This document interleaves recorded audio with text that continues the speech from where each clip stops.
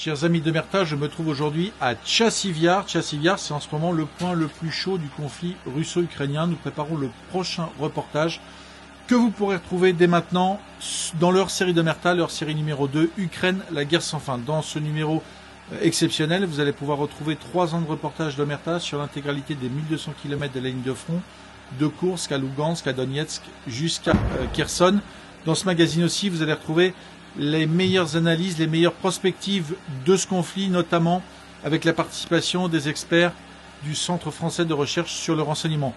Pour nous soutenir et pour qu'on continue notre travail, pour qu'on poursuive notre travail sur le terrain, eh bien alors procurez-vous ce magazine dès à présent en prévente sur notre site internet www.omertamedia.fr. Merci et à très vite.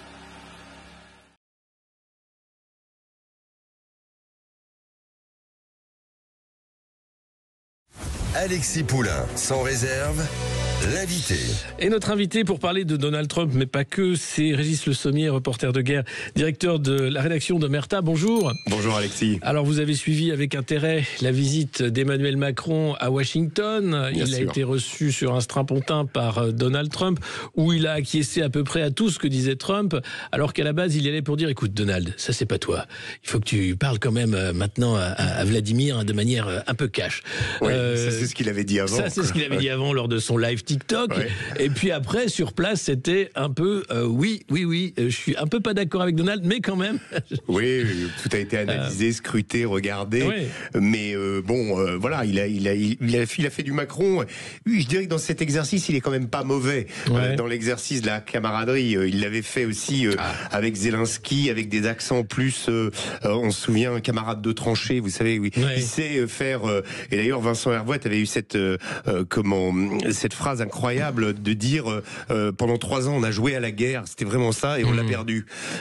Et donc malheureusement aujourd'hui l'alignement est évident, et ce qui est assez incroyable c'est qu'Emmanuel Macron est capable de dire parler de négociations ou conduire des négociations, ça veut dire capituler une semaine et puis la semaine suivante s'incliner et dire les hostilités vont cesser dans quelques semaines probablement. Enfin, pratiquement reprendre le langage de Trump. Moi, j'ai fait un tweet le lendemain parce que j'avais l'impression que Macron annonçait des choses que Trump nous avait annoncées la veille. Oui, mais c'est ça, en fait, qui est incompréhensible. On est dans le en même temps macroniste qui est toujours le même.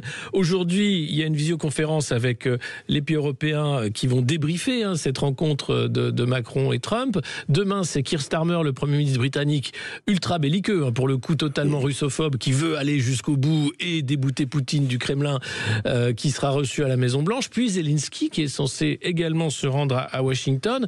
L'objectif de Trump, c'est clair, c'est la paix, le plus rapidement possible. L'objectif des Européens, c'est pas vraiment ça. Non, on a même entendu des choses. Enfin, on voit aussi Madame von der Leyen, faut pas l'oublier, qui elle parle justement de durcir de nouveaux trains de sanctions, parle d'armes. Donc il y a quelque chose. Il y a une sorte de dissonance, je vais dire cognitive actuellement entre les différents leaders. Je pense tout simplement parce que pour moi le train américain, enfin la locomotive américaine qui nous amenait dans la guerre en Ukraine, elle s'est arrêtée et le train il continue et nous on est toujours dedans en sachant pas s'il faut en sortir, s'il faut l'arrêter, s'il faut finalement nous-mêmes prendre les commandes et le relais. On a une Europe complètement divisée avec même des Polonais qui disent qu'il faut pas envoyer de troupes et des Anglais qui selon leur vieille lubie historique, parce que pour moi ça reste l'affrontement de l'empire militaire contre l'empire continental. C'est toujours la même histoire avec les Anglais, vous savez, on s'allie avec un empire continental pour en enlever un autre au travers de l'histoire. Et puis il y a tout ce grand jeu pour l'Asie centrale. Donc il y a cette permanence, je dirais, d'une haine britannique pour le russe qui s'explique. Et donc oui, on voit tout ça s'agiter. Ça manque de cohérence. Et à côté de ça, vous avez le rouleau compresseur Trump et puis Poutine qui attend. qu'attend. Oui, lui finalement dit moi je continue tant que j'ai pas un deal satisfaisant sur ces accords de paix. On voit que quand même les lignes bougent énormément. Lors de la visite de Macron à Washington, à l'ONU, les États-Unis ont voté avec la Russie contre un retour des frontières de l'Ukraine de 91 en disant que c'était plus possible. L'OTAN et l'Ukraine, c'est niet, ou no, selon du côté où on se parle. C'était niet, maintenant c'est no. Par les Américains, en disant non. Et puis, l'impression, il y a eu ce discours, c'est cette conférence de Jeffrey Sachs, qui était un conseiller géostratégique américain au Parlement européen à Bruxelles, qui explique, mais les Européens, vous n'avez pas à demander la permission d'être à la table des négociations. Allez voir Poutine. Pourquoi vous ne faites pas comme les Américains? Votre rôle aujourd'hui, c'est de reprendre un lien diplomatique avec la Russie et de parler directement à la Russie. Mais vous savez, Alexis, la vérité dans tout ça, c'est que ça fait tellement d'années qu'on est habitué à suivre les Américains, que ça fait tellement de couleuvres qu'on a pu avaler. La dernière qu'on n'a pas voulu avaler, mais qu'on a fini par avaler, c'était l'Irak. On s'est dressé, on a dit non, le vieux continent européen vient vous expliquer, discours de Villepin 2003, février 2003 devant l'ONU, on vient vous expliquer que la guerre n'est pas la solution. Et là, on a fini par tout avaler, on a fini par tout digérer, même le capital qu'on avait gagné à l'époque en s'opposant aux États-Unis, on l'a immédiatement quand Nicolas Sarkozy est revenu au pouvoir, ça a été business as usual, c'est le cas de le dire. Et en fait, là, le logiciel est cassé. Et comme le logiciel est cassé et qu'on l'a suivi intensément pendant 3 ans, vous vous souvenez, les discours sur le retour de l'OTAN, l'alliance que Emmanuel Macron, le même Emmanuel Macron décrété en état de mort cérébrale que Donald Trump pendant son précédent mandat voulait quitter. Et bien là, on a dit ça y est, c'est le grand retour de l'OTAN. Il y a eu des éditos, des couvertures, des économistes, etc. Et là, tout à coup, en fait, le Financial Times a écrit un article ce matin en expliquant que les États-Unis contre l'Occident. Mais quelque part, ça n'a pas changé. Non mais on a, c'est-à-dire il y a la pièce maîtresse n'est plus là. C'est comment l'OTAN sans les États-Unis. On disait puisqu'il y a eu les élections allemandes et qui ont montré une poussée justement des eurosceptiques magistrales. C'est comme l'Europe sans l'Allemagne. C'est plus rien, c'est une coquille vide. Et là, on ne sait pas trop. Le monde est en train de changer. On ne sait pas trop comment se positionner. Il y en a qui font de la com. Emmanuel Macron est très très fort là-dedans. Il se dit si je pouvais récupérer aussi le leadership européen au passage, ça m'arrangerait. Mais quand les Européens se mettent autour d'une table, eh bien, il n'y a rien qui en sort. On l'a vu, ce mini-sommet de l'Elysée avec des troupes avec par 13 des troupes. Pays autour de la table. Il n'y avait pas tous les partenaires 27, européens. Donc c'est même pas la moitié. Et ceux de l'Europe de l'Est, que, vu leur histoire particulière avec la Russie, ont des positions peut-être plus belliqueuses, mais en même temps, on sent aussi des choses bouger. Les Polonais, qui ont une armée considérable, qui ont renforcé leur armée et qui aujourd'hui comptent vraiment, qui ont des positions en effet belliqueuses, mais qui ne veulent pas envoyer de troupes en Ukraine. Donc voilà, toute la géopolitique européenne et le constat global, c'est l'absence d'existence réelle de l'Europe pour traiter et pour apporter quelque chose. J'allais dire ça parce que un leadership européen, pourquoi faire? En réalité, on voit Donald Trump, lui, a une stratégie très claire, récupérer les ressources ukrainiennes et récupérer l'argent américain. Emmanuel Macron à Washington disait non, l'argent européen, on en a mis plus, mais on compte pas forcément le récupérer. Et puis on n'a pas de plan. Enfin, à part dire qu'il faudra une ligne de démarcation à un moment, la faire respecter avec des troupes au sol européennes, en espérant qu'il n'y ait pas d'accrochage avec des troupes russes. Ce que Poutine refuse de toute façon. Donc non mais c'est-à-dire qu'il n'y a aucune stratégie, aucune vision de l'après-guerre. Mais même sur cette question d'argent, Trump et comment son Pete Hegseth, son secrétaire à la défense l'a très bien expliqué, c'est-à-dire la part aujourd'hui de la défense de l'Ukraine va être, il a dit juste avant la conférence de Munich, il a dit elle va être overwhelming, elle va être écrasante, la participation européenne.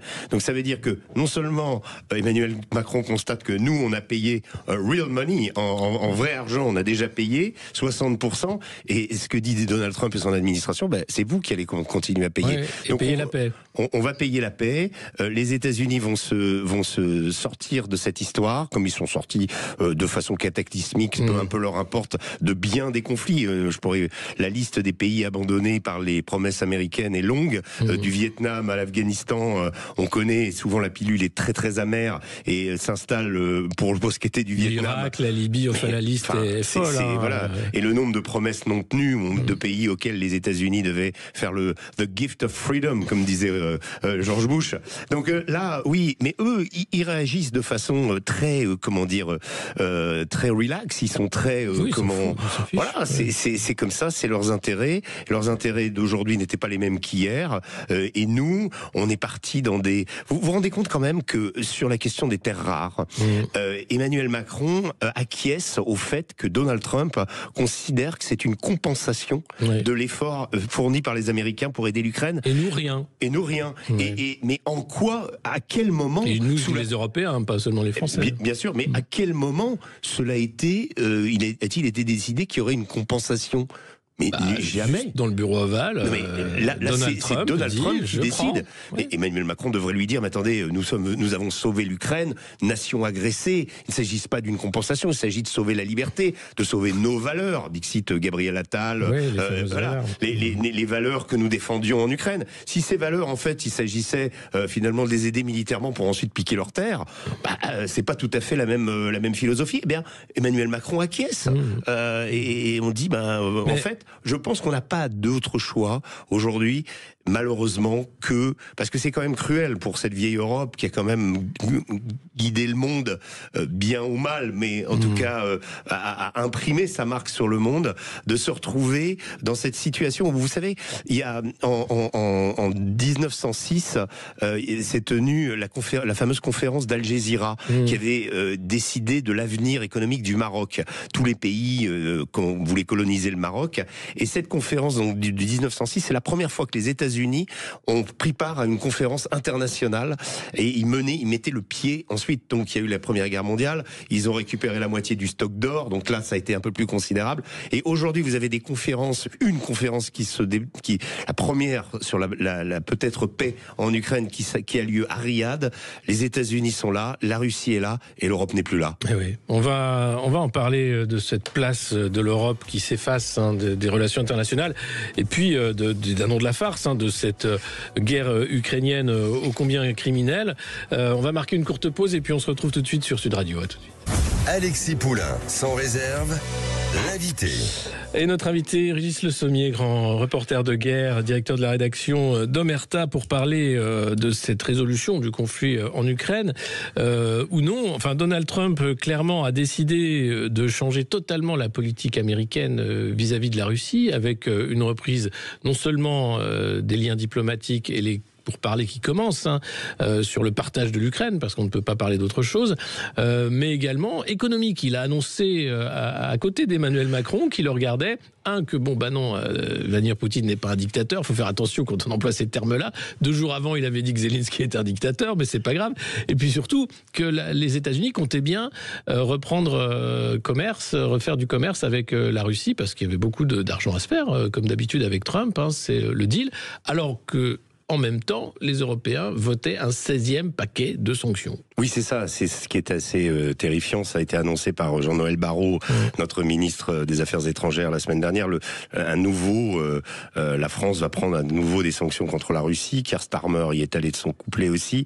Ursula von der Leyen. Et puis, on se dit, par rapport à l'information que vous venez de donner sur le fait que Trump, lui, entend alléger les sanctions, à quoi ça va servir que nous, on alourdisse ces sanctions si le principal moteur qui défendait, on va dire, l'Ukraine, lui, allège les sanctions avec la Russie. Parce que ce qui va se passer, c'est que non seulement, je pense que c'est pas gratuit ce que fait Trump vis-à-vis de Poutine. C'est-à-dire qu'effectivement, il y a une tentative de l'amadouer. Il y a l'annonce, par exemple, de la suppression d'une base de l'OTAN en Grèce. La base, je crois que c'est Andréopolis, qui se trouvait dans le détroit du Bosphore. Et cette base servait à acheminer toute l'aide matérielle, humaine, à l'Ukraine. Donc si on ferme cette base, il n'y a plus d'aide. Et de toute façon, l'aide, elle est arrêtée. L'aide américaine à l'Ukraine, elle est arrêtée. Oui. Voilà.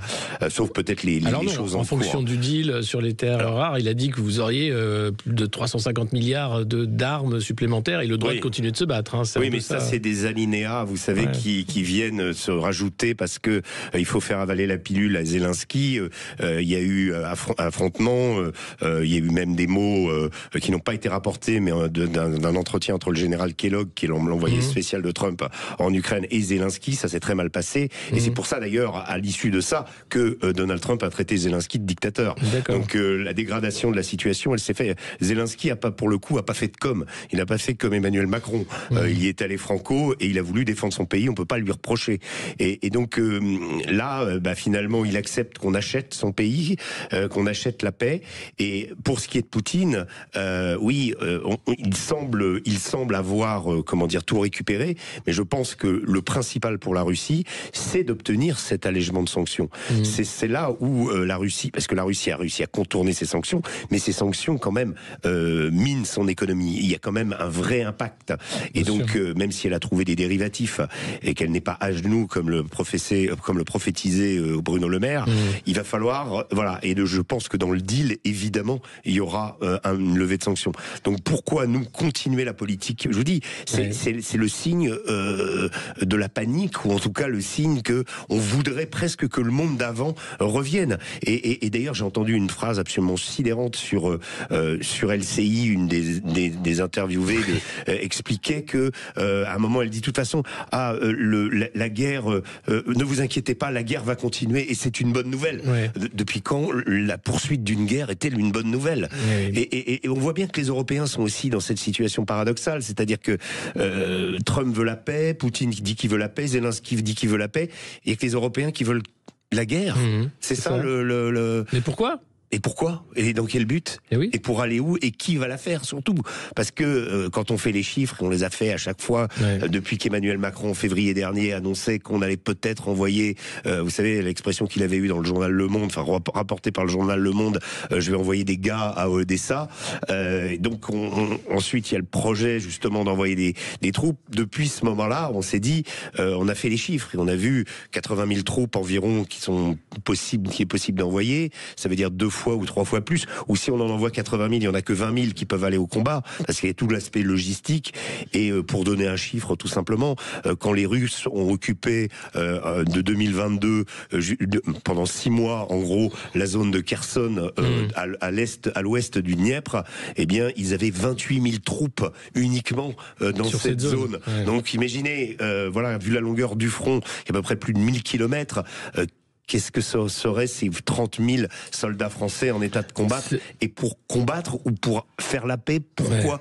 En fait, tout ça est complètement flou aujourd'hui. Aujourd'hui, oui, c'est l'ambiguïté stratégique du côté européen, pas du tout pour faire un nuage de fumée vis-à-vis des Russes, c'est qu'on ne sait pas vraiment quoi faire. Autre question en suspens, l'avenir de Volodymyr Zelensky, président actuel, qui a gagné quand même un vote au Parlement ukrainien sur le fait de pouvoir rester et de se maintenir en poste sans élection parce que c'est un temps de guerre, alors que visiblement, côté américain, on pousse pour des élections en Ukraine pour exfiltrer Zelensky. J'imagine qu'il n'aurait pas le vote majoritaire.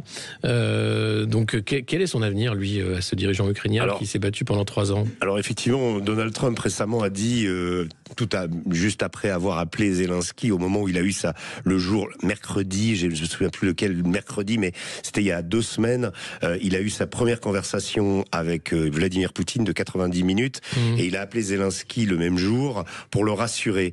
Et ensuite, il a tenu une conférence de presse qui était très intéressante, où il est venu justement sur la question des élections. Nous avons demandé à ce qu'il y ait des élections, a-t-il dit, et il a ensuite expliqué que le président Zelensky n'était pas en grande forme et qu'il faisait à peu près 4%. Oui, ce qui est faux. Bon, immédiatement, il y a eu un sondage qui est sorti, puis qui montre que Zelensky aurait 57% Ce qu'il faut aussi, j'imagine. Et le sondage, quand on regarde qui a fait le sondage, vous avez USAID, en fait, donc c'est un institut de sondage piloté en gros par l'équipe précédente. Donc on a pris ça pour parole d'évangile. Non, ce qui est clair, c'est que Zelensky est contesté depuis longtemps et qu'il y a des personnages autrement plus populaires que lui, en particulier Valéry Zaloujny, qui était l'ancien chef d'état-major des armées ukrainiennes, qui pour le coup a obtenu des victoires, a été instrumental dans le retrait des Russes de l'est de Kharkov et des banlieues de Kiev. Donc c'est quelqu'un c'est un militaire extrêmement apprécié.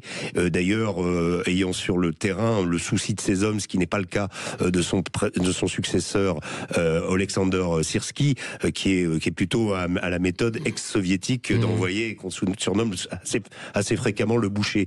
Donc Zaloujny actuellement est ambassadeur de l'Ukraine au Royaume-Uni. Oui, il a été mis de côté par Zelensky pour ne pas être dans l'ombre, c'est ça. C'est toujours Pompée César, les confins de l'Empire.